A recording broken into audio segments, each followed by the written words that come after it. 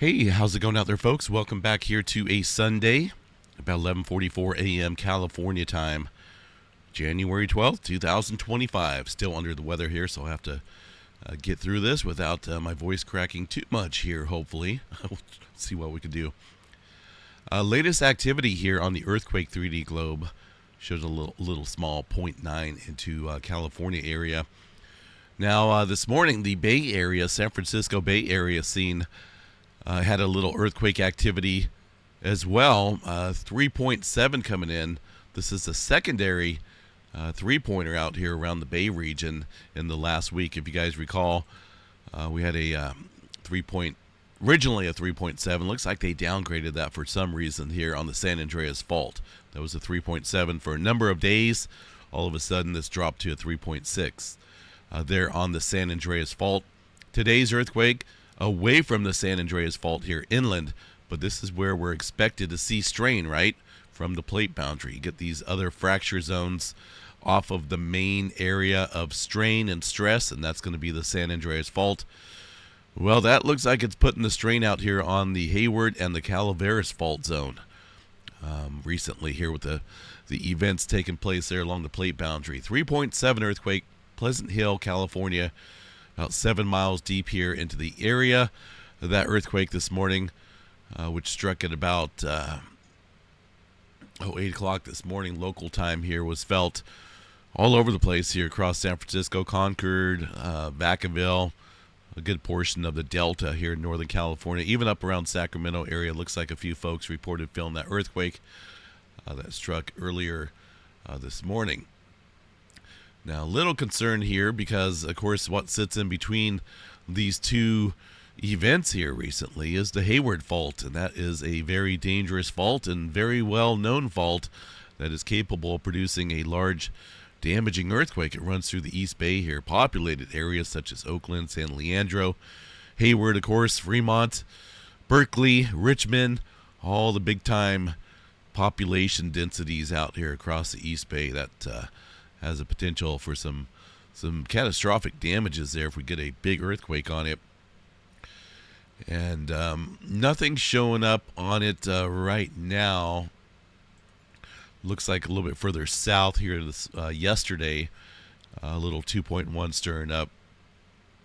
A little aftershock following that 3.7 this morning as well. Looks like about 40 minutes or so later, a little 2.1 coming in. But it's an overall pattern here.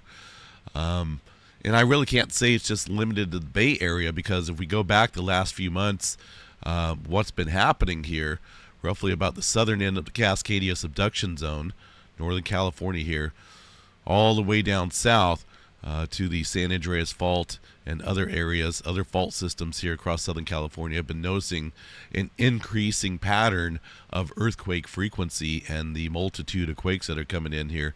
The magnitudes as well have been going up.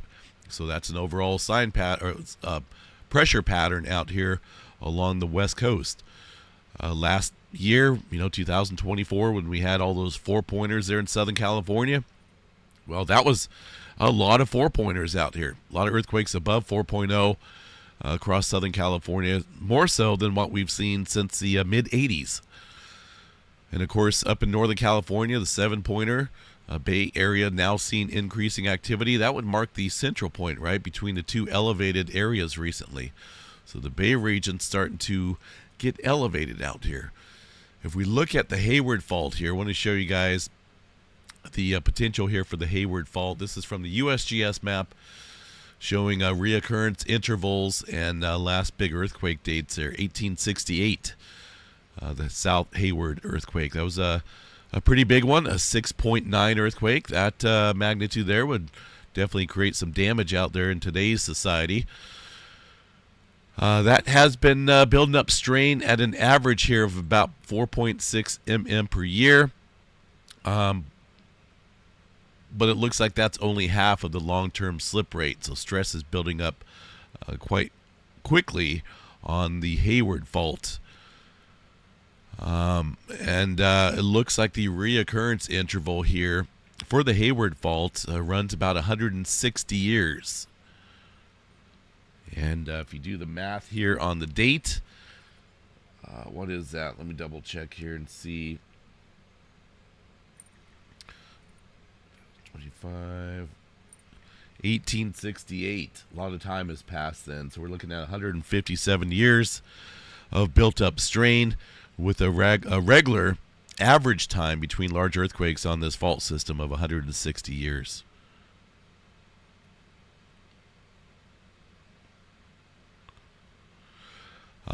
And that's with the past 12 earthquakes, including, going way back in time.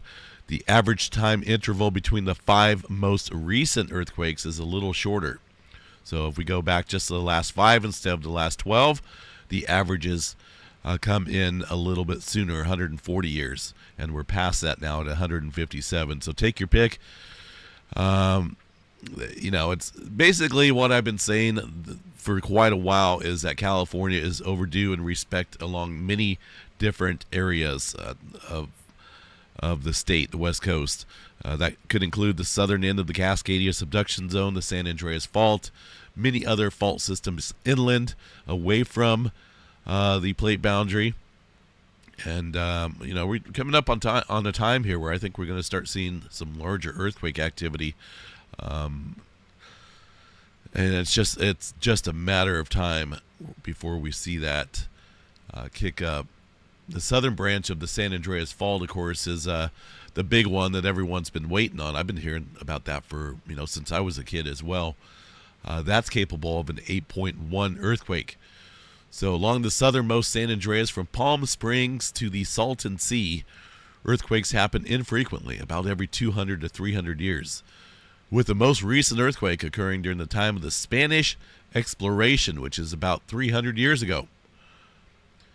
So, yeah, and that's coming up, if not exceeding the reoccurrence interval. And that's just on some of the faults here that are mentioned across the area of Fraser Mountain region northward. This area of the San Andreas Fault, kind of the northern, getting into the central portion here of the San Andreas Fault. Their last big earthquake was back in 1857 with a regular occurrence interval between 100 and 150 years. 1857, 1957, here we are 2025. So a number of areas are well overdue for some large earthquakes, and we're starting to see an increase in numbers out here. That's why I've left up the California Earthquake Watch here since last summer, because of the elevated seismic increasing activity out here across California. And we're noticing it inland as well across Nevada. Nevada has been more seismically active here across the Walker Lane region, north of Las Vegas, all along this area of Nevada, showing elevated seismic activity, something that we haven't seen in quite a while. And that's a sign there of the pattern of increasing pressure here across the plate boundary. The Garlock Fault shear zone and areas in this area, this is just the last 30 days, by the way. If we go back the last few months during the magnitude 4 events all over the place out here, you'll see that this was quite active as well. Even a 5-pointer up here outside of Bakersfield last year. So the strain is pushing up against this shear zone, which makes sense as the direction here of the plate. Obviously, it doesn't really show it on that one, but you got Los Angeles area, this side of the Pacific plate, which is on the west side of the plate boundary, the San Andreas Fault, is moving off in general localized here to the northwest, while areas on the east side of the plate boundary, the North American side, are generally headed down in this fashion to the southeast. But an overall pattern of the North American plate kind of moving in a kind of a counterclockwise direction. Pacific plate here moving off to the northwest, but localized here in general across the plate boundaries, where you get the two plates sliding past each other. And that's where a lot of strain is building, folks, for hundreds of years. Some areas over 300 years now, the southern branch of the San Andreas Fault. And that's due. I like to look at these little patterns here because a lot of people say, oh, you can't tell earthquake patterns. It's all just happening randomly. But we've seen it out here. Increasing numbers of earthquakes up and down the area. This activity here, obviously today, is a result of further strain along the San Andreas Fault up here across San Francisco. That 3.7 there, 3.6 now. A couple days ago, a good indicator of the strain and pressure transfer that takes place here following an adjustment out here across the plate boundary. So be on guard. I think now is a good time as ever to, this year we could easily see a number of large earthquakes out here. This could easily be an 8-pointer down here across Southern California. We're still waiting on one because it's been since 2021 since we've had an 8-pointer, and on average here, supposed to have at least one earthquake of magnitude 8.0 or above. The 9-pointers, well, some say they only happen once or twice a century, but that can vary. Our last 9-pointer back in 2011, that great Japan earthquake. So an 8-pointer every year. If not every year, it should be every other year. Here we are, 2025. 2021 was our last one. A little bit of a adjustment here off the San Andreas Fault, the southern segment, right where we would expect pressure to drift off of. Out around the thermal area of California, this region's been having a little bit of swarming out here, a couple separate areas. And this is very shallow earthquake activity, so some crustal quakes going on here just off the southern segment of the San Andreas Fault. That, obviously, a sign of some high strain out here against that the southern branch here of the San Andreas Fault. Eventually, this is not going to look so quiet out here. We've been living in some quiet times, if you really think about it. So these elevated events that we've been seeing, elevated seismic activity of 3s and a whole bunch of 4s last year, more so at any time since the mid-'80s, that's something to not take lightly. We're also overdue here for a 6-pointer along the the Parkfield segment of the San Andreas Fault. That normally has a regular occurrence interval of a 6-pointer every 20 to 24 years. And the last one there was back in 2004, I believe, along the Parkfield segment of the San Andreas Fault. That is right here just below the creeping segment. This area locks up, and then, of course, it locks up even further as we head down south. So 2004 to 2025, we're coming up on a reoccurrence interval of a 6-pointer here, too. So everything is pretty much, getting ready to get set into motion out here across California. All right, Northern California, another 3-pointer out here this morning. About 1 o'clock this morning here, just off the southern end of the Cascadia subduction zone, off the Pacific Plate boundary of the Gorda Plate here in the Pacific Plate, but it is on the Pacific side of the plate boundary. So excuse me, I got to take a drink here. I hope my throat can get a little bit better. I feel better in terms of congestion a little bit, but man, my throat is a little raw. So I'm going to try a little bit of honey and some lemon, maybe some chicken noodle soup here as well. Appreciate all the info coming in there for wishes of happiness and wellness, because man, it's been a year of sickness, and I hope that stays in the past and never to pop up again. All right, so California, elevated activity out here, not only in the last few months here, but locally and recently as well. Got to watch the Hayward Fault. That's kind of, this pressure out here is jumping over that Hayward Fault. And that's, what is it, 157 years, right? Since the last big one out there, 1868, if I recall.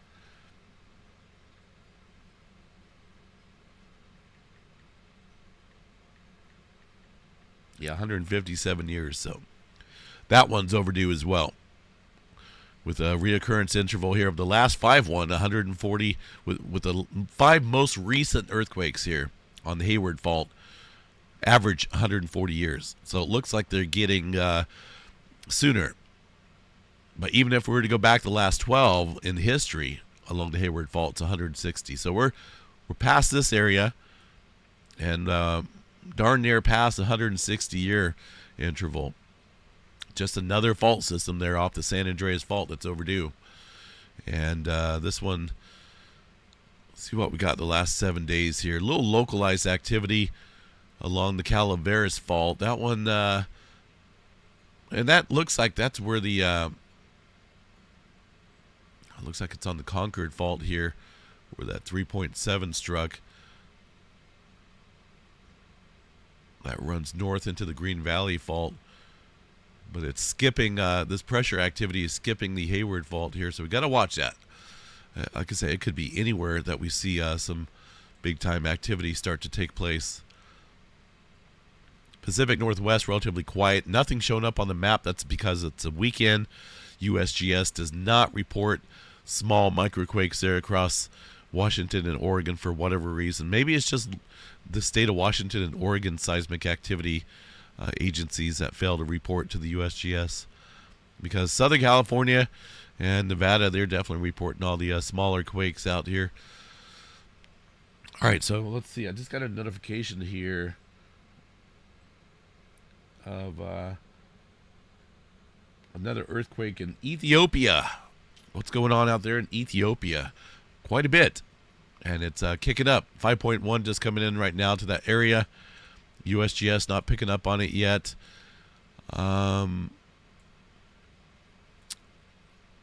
Neither is the EMSC model. So these earthquake apps, sometimes they come in a lot sooner than some of these other agencies here.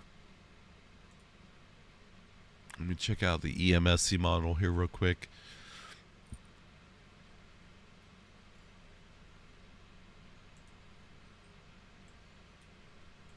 So there is the most recent quake. That's a 4.8. That was at 1949. 1949, so that was just a little bit ago. That's crazy. Right, 1949. It's interesting. Roughly about the time that this Ethiopia earthquake struck, at 1949 UTC time, we get movement going on across Northern California. Right at the exact same time. What's the chances of that? This is not the Ethiopia earthquake here showing up, but that is an earthquake striking at the exact same time that a 4.8 struck Ethiopia here. Literally on the other side of the globe. See that Petrolia? That showed up there. This is Northern California. That showed up on the Dinsmore station, and then a secondary earthquake here as well. So let's go see if they're reporting these two quakes, which are obviously legit earthquakes following that 4.8 that struck here just a short time ago. Nope. Nothing being reported. It's not this activity down south here either. That's, if you look at the timestamps here, that's way off of, this is earlier. But nothing showing up here from the USGS. And we got at least two legit earthquakes showing up here on the map. I just find strange, is it just a coincidence here?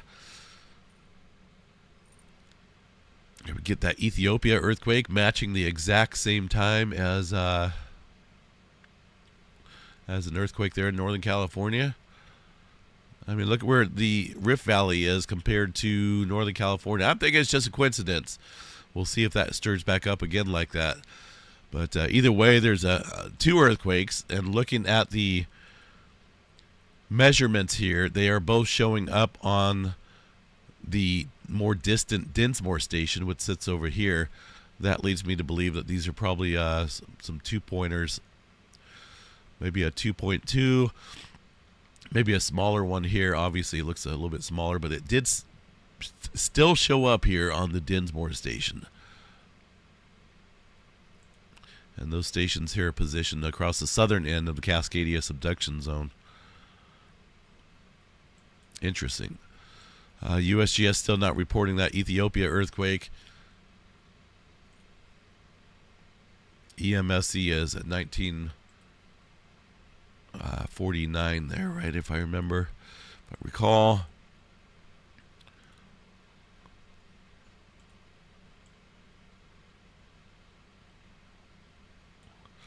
That is just weird.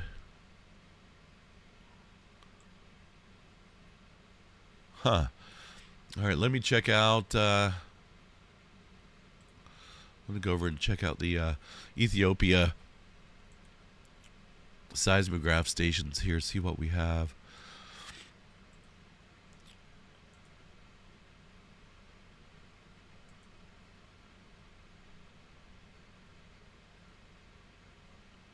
Nothing showing up on it yet.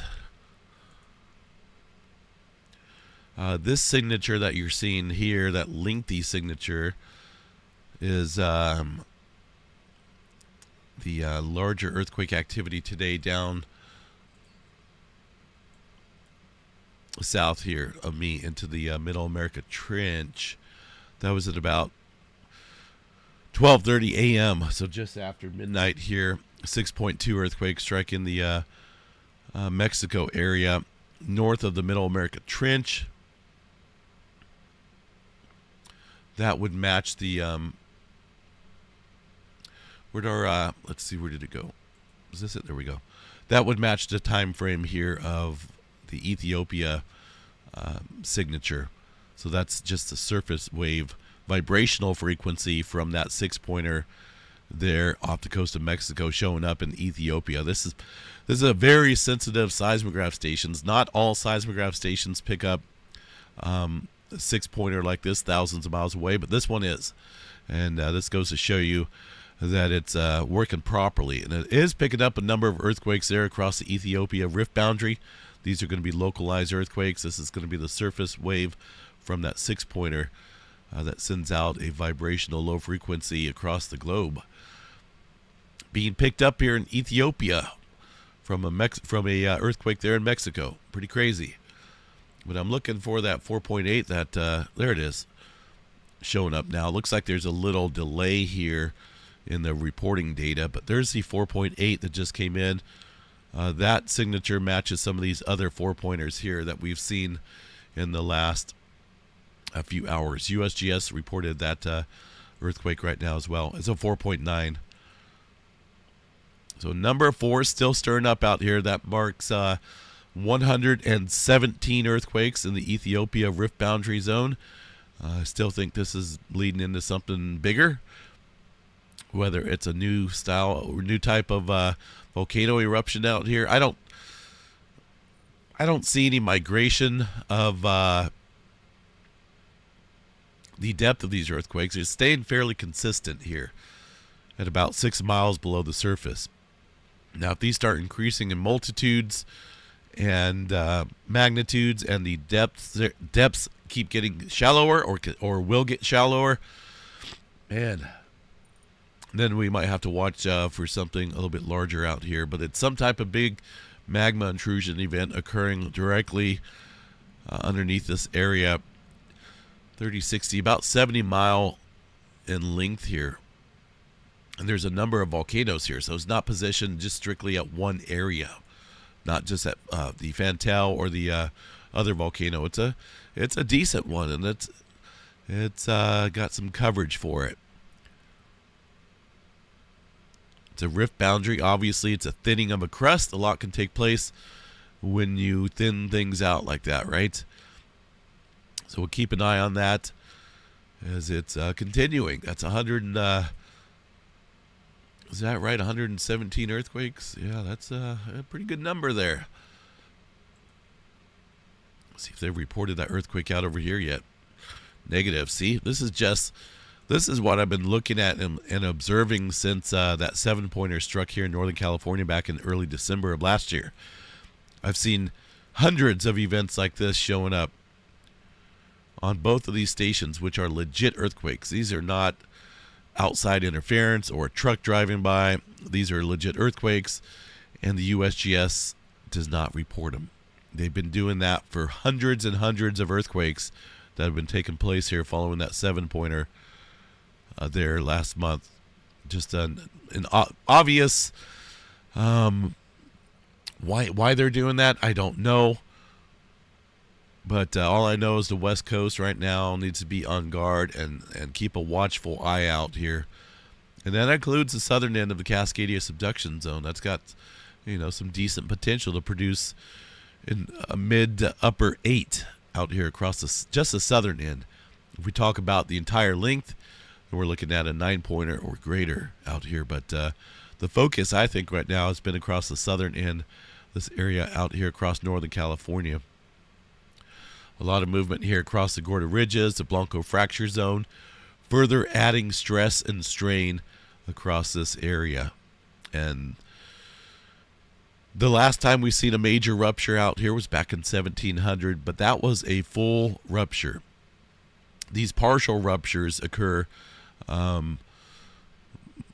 more common than a full rupture. Full ruptures run from about 280 to 500 years.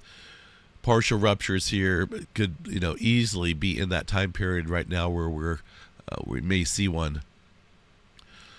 And like I say, I look at these little patterns, elevated increasing activity out here last year across the Gorda Ridges. The Blanco Fracture Zone has been quite active in the last couple years, adding the strain here specifically across this region. The Gorda Plate gets subducted underneath the region of the North American Plate, which begins right here at the plate boundary. That's the North American Plate right here. That's the start of the Cascadia subduction zone, and that is building up some steam. Whole West Coast has been building up steam here for a little while. All right, so let's move on past California. I know California's got a lot going on with it right now. Fires and elevated earthquake activity, and that's nothing yet. There's that 6-pointer this morning. A number of aftershocks following that, a 4.8 and a 4.8. Now this is north of the area that had another 6-pointer here. Oh, has it been over 7 days already? Or did they downgrade it? 5.8. There's a 5.8 out here 4 days ago along the Middle America Trench. This activity looks like it's appearing to go northward here, a little bit of migrational fashion there with that earthquake activity. Number of aftershocks there, much more than what the USGS is showing. You got to remember, those guys only report 4.5 and above. Sometimes they'll report under that, but they're only showing 2 earthquakes of 4.8. But there's obviously a lot more occurring here, as you can see on the map. Lots of 4s, lots of 3s in there. We'll watch for further migration and escalation here across the area.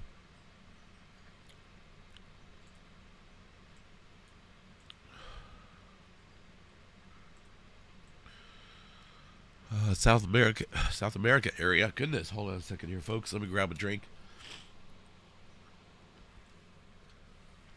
Oh, man. I think I need a super hot sauna to get this out of my system here.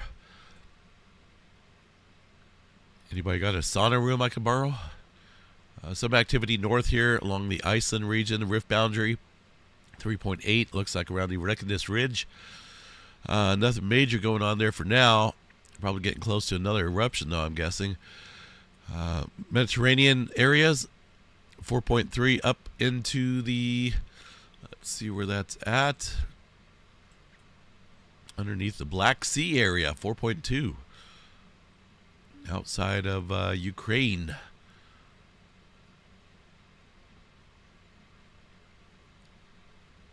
I don't recall the last time I've seen some earthquake activity up there. Pretty quiet up here historically, but getting a little bit of movement up there right now. There's that rift boundary, 4.9 coming in. Keep an eye on that. South Africa area, low 3.2. Typical movement over here across the crunch zone. This is where all the plates tend to subduct, collide, and whatnot. Quite active activity here today. But pretty much like that on any given day, folks. Izu Trench. Ooh, couple deep earthquakes here on the Izu Trench, 4.5 and a 4-pointer. USGS actually reporting both of those. Striking within about an hour of each other here. Pretty deep. Looks like the latest one there is getting even deeper. 288 miles deep there for that 4-pointer. A number of things can happen here following this type of event. Added further strain up here across the subduction zone of the Izu Trench. We do see some big earthquakes up here. But also at the same time, that further adjustment here, adding pressure here across the Kumano Ridge. This is the area of concern for a megaquake potential. And I say that because the Japanese Meteorological Agency here last year put out a megaquake warning for the Kumano Ridge area due to increasing seismic activity. So watch that region there. Further up north, pretty quiet there across the Kuril-Kamchatka. Same for the Aleutian Trench. New Zealand area. A lot of fours going on here around the Kermadec Islands. Kermadec Trench, pretty shallow earthquake activity. Not a whole lot of migrational factors here across the area yet. But New Zealand sits on that plate boundary where we could see larger earthquake activity anytime. Let's take a look here at the big island of Hawaii. We're still sitting at in orange and a watch level. Latest webcam imagery here shows still some volcanic gases here seeping through the crater wall area and around that most recent fissure event. Nothing in terms of eruption activity yet. Excuse me. Deformation data continues to go up, so we could see a return of the eruption at any given time now. We're not necessarily at the level seen prior to the eruptions here back in December and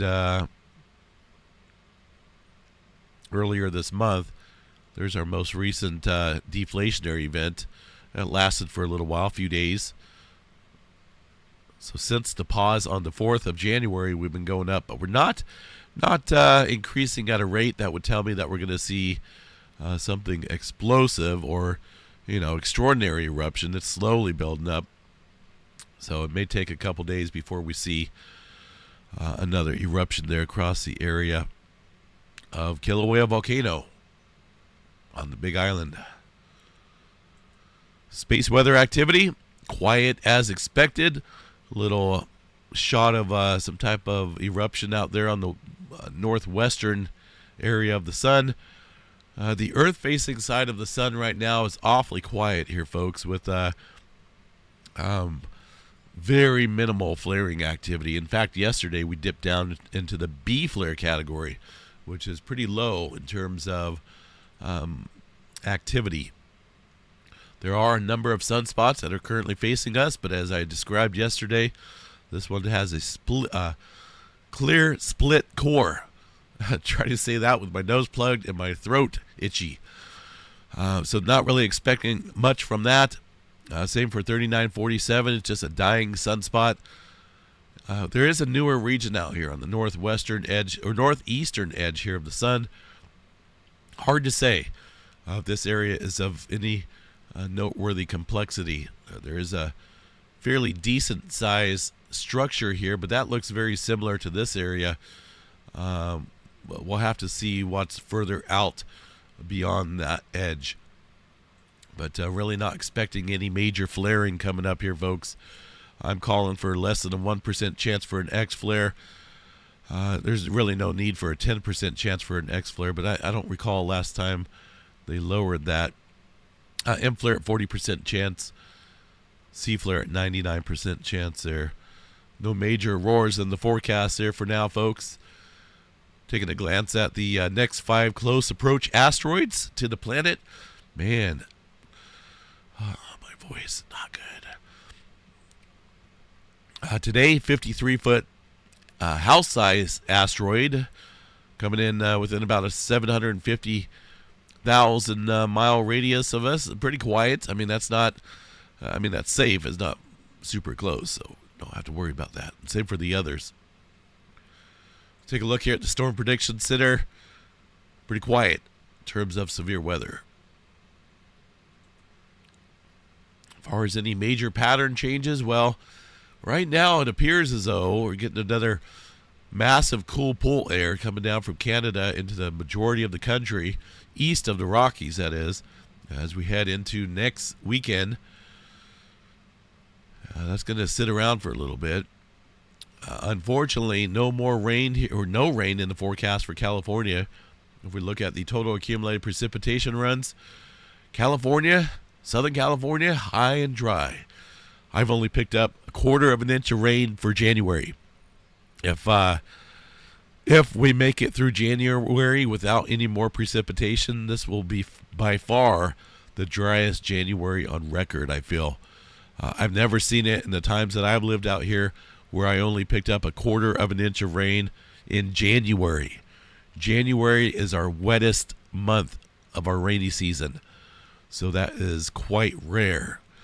Hoping things will change, but right now it's not looking promising there for any precipitation for California. Fire activity down in Southern California. Let's take a look at that real quick. For the Palisades fire, 23,713 acres burned. We are looking at, see how much we got here for coverage. We're containment, 11% containment still. Main areas of burnage is up here across the northern fire perimeter. These are satellite-based hotspots, still burning up there. Not so much down south. The Hearst fire up here, 89% containment. Couple hot spots outside of that zone. Not for sure what that is. Maybe just some issues. Another hot spot over here, but like I say, that could be a technical issue. We'll see though. Eaton fire. That's the other big one down here in Southern California. That's at 27% containment. Not so much in terms of hotspot activity out here. I think these may just be, this has been like that for a little while. These are actually not fires burning, but I don't know what's giving off a heat like that, but it's around some type of landfill. The actual fire perimeter signs are going to be up here across the northern edge of this fire zone of the Eaton fire, which is sitting at 27% containment. Goodness. Man, I don't know if I feel better today or worse today. Unfortunately, we do have another wind event coming up out here, folks. A lot of expected wind coming into the area. And I wish I could say it was going to go away. But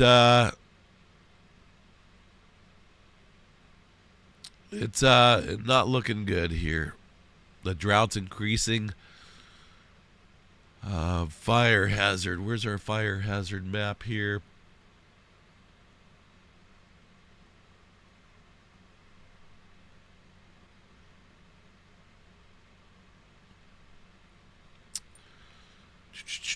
My brain is not really working like it should today. Just being sick is not good. I'm hoping this will be the last sickness of the year. Or of the cold season.